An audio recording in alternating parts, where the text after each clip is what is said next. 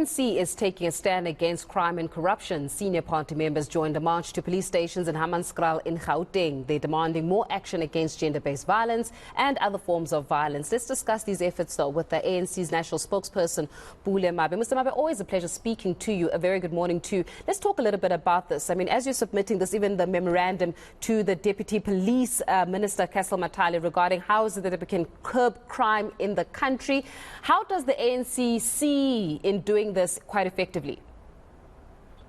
Morning and morning to your viewers. Of course, the ANC held a number of protests, marched police stations, especially in the province of Gauteng.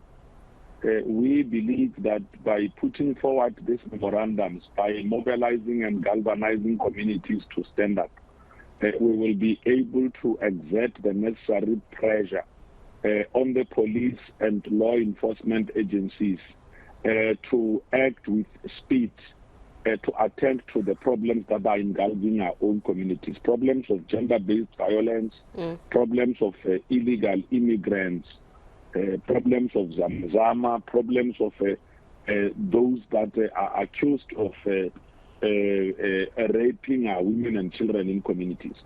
Yeah, when you're saying that you're going to be putting pressure on law enforcement to act and act quite swiftly, currently, where do you think the gaps are when it comes to policing in this country? Well, there is, of course, quite a lot that the police are doing. What we have also identified is the need to be able to activate community structures to work with the police so that they do not protect people known to be doing crimes in those communities. We need a strong social movement that begins to say, it doesn't matter whether you are my neighbor or you are my family member.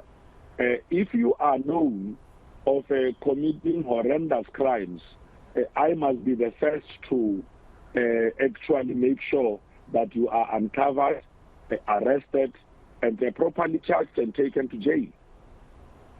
You know, as you're speaking about this, you know, when you're looking at currently the fact that the African National Congress is the governing party in South Africa, many would say that the reason why we find ourselves where gender-based violence, femicide, rule of law is unaccounted for in this country relies squarely on you because of the responsibility that you've been charged with to govern the Republic of South Africa. Now, if the Republic of South Africa is not being governed adequately, should we not go to the governing party for accountability?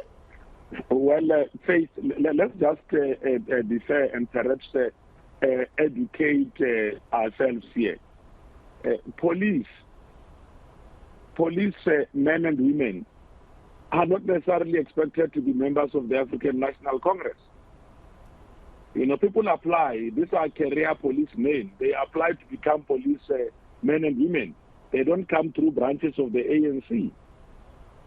But the minister does, doesn't he? He's a political. Sure, but he's a political deployee, and he's supposed to be seen as a leader within the policing system. But the problem is that you are interjecting when I'm saying it. I think it's also important that we are given an opportunity to not just educate the public, but even yourselves in the media.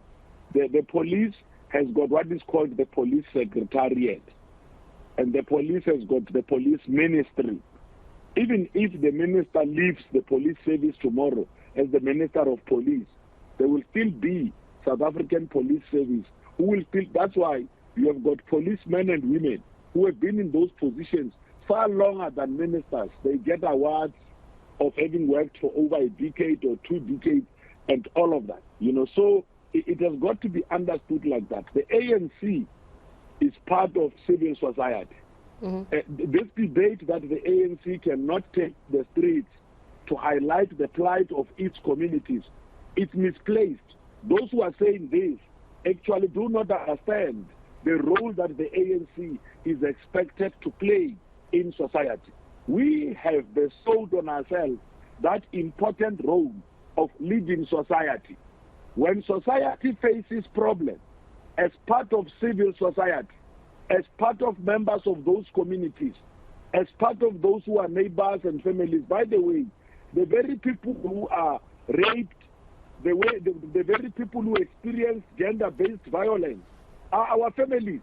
They are our own neighbors. Are you saying they must wait for us to accept policies for their own plight to be addressed when they are men in uniform, men, policemen and women who are in those positions out of having to pursue a career of safeguarding the safety of citizens? Are we not then expected to speak? Because not every member of the ANC is a member of parliament, and not every member of the ANC is in cabinet. Yeah, I hear you, Mr. Mabe, but I want us to have a constructive conversation. Yeah, I would also want us to have a frank conversation about this, Mr. Mabe, because the fact of the matter is, I hear you, but the fact of the matter is, the person currently right now in the police ministry who's a political deployee of the police ministry, who is seen as the leader, political leader within the police ministry, is also an ANC NEC member, which goes back to my question around accountability as well. Do we go back to our members who've been politically deployed to all of these structures of governance to say, are you doing an appropriate and effective job in being able to address crime, gender-based violence, femicide in the country? Because there's no point in having somebody within the ANC who's been deployed as an effective member and we're still having these problems within society. So in terms of accountability, do you go back to the ones that you deployed and say, actually, guys, you're not doing the work enough to be able to allow us to give an account to the people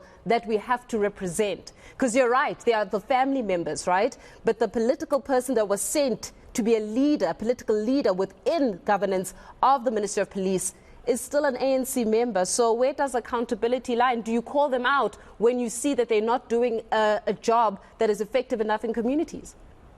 Well, Faith, it would be quite unfair, really. We have got the Peace and Stability Subcommittee in the African National Congress. All of our deployees do account fairly. But even as they account, they will not know that there will be someone who will be randomly shooting people in Alexander. Even as they account, they will not know that there was someone who's busy preying on young kids in Katehong.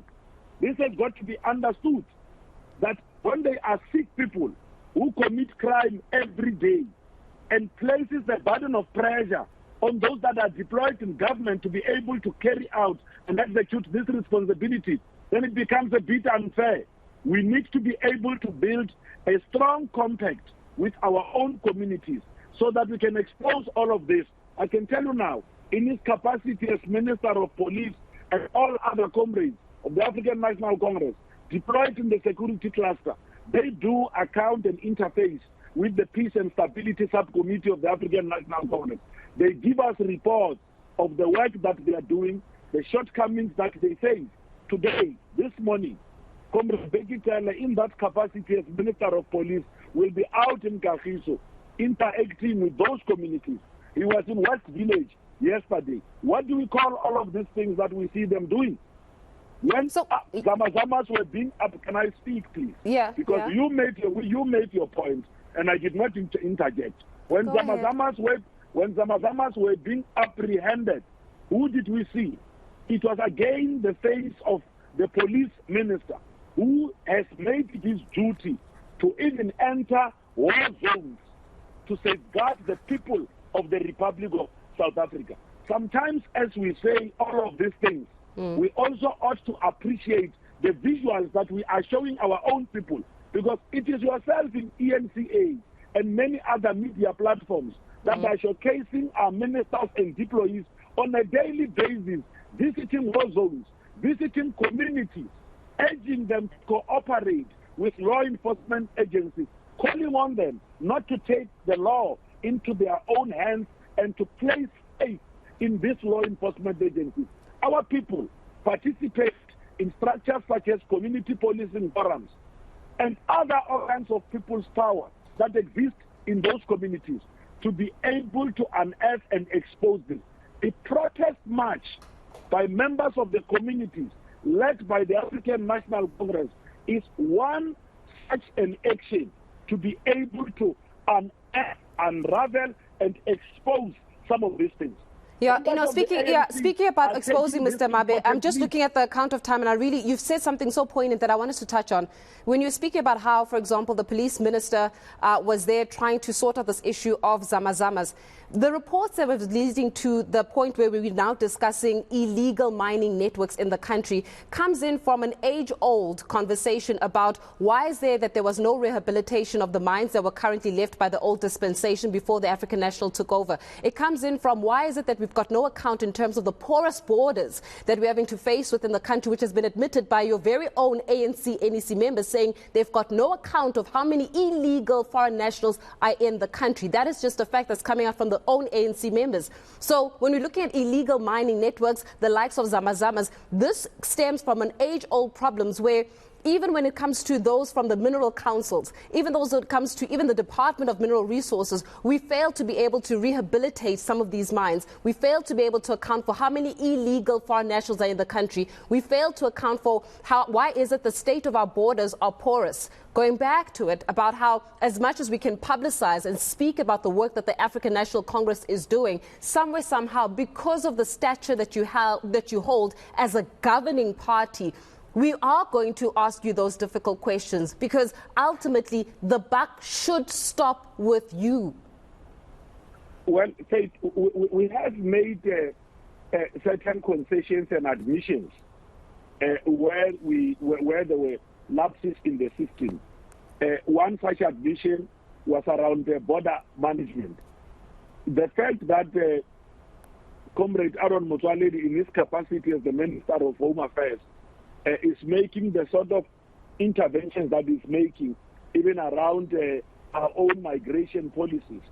The assembly of the border police that we saw over the past few weeks is again another intervention to be able to secure our own borders, make sure that we can account for those that are in the country.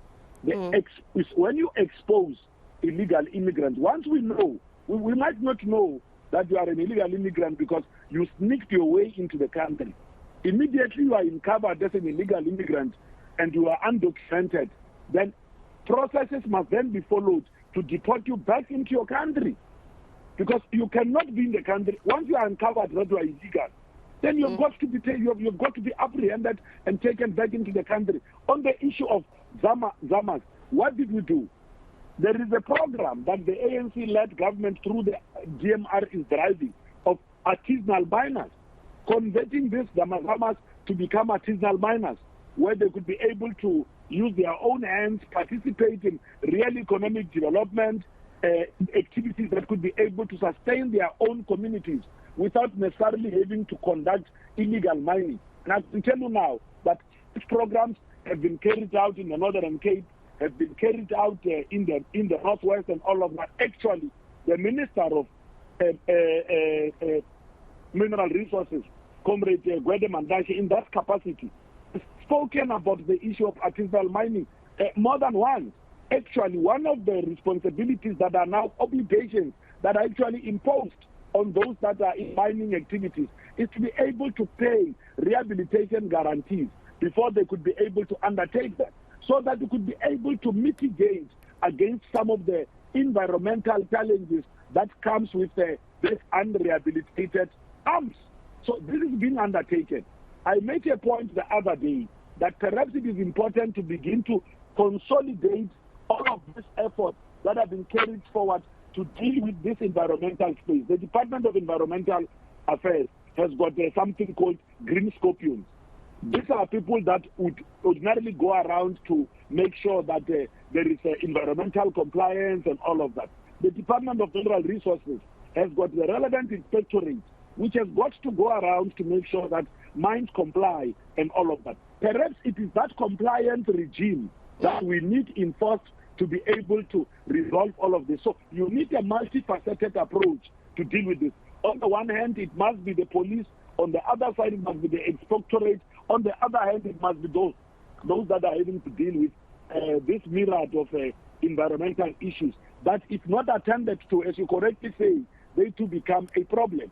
They leave people with disease and all of that. So we need to safeguard, not just deal with the question of zamazamas. We need to look into this issue overall. And one is quite comfortable that policies put forward, recommended in the policy conference, work being done by our comrades in government, does point to the fact that we are aware of this challenge and are dealing with it. But remember, government will not be able to... Mr. Mabe, unfortunately, just to interject there, I'm so sorry. We are out of time. I have to leave it there. But, you know, you're speaking about policies that need to be adopted. I hear you with policies that need to be adopted, but we all know this. One thing is about a policy being adopted. The next part is about the policy being enforced. Adoption is one thing, but enforcement of the policies is something completely different. I have to leave it there. Pule Mabe, there's a spokesperson of the African National Congress joining us this morning.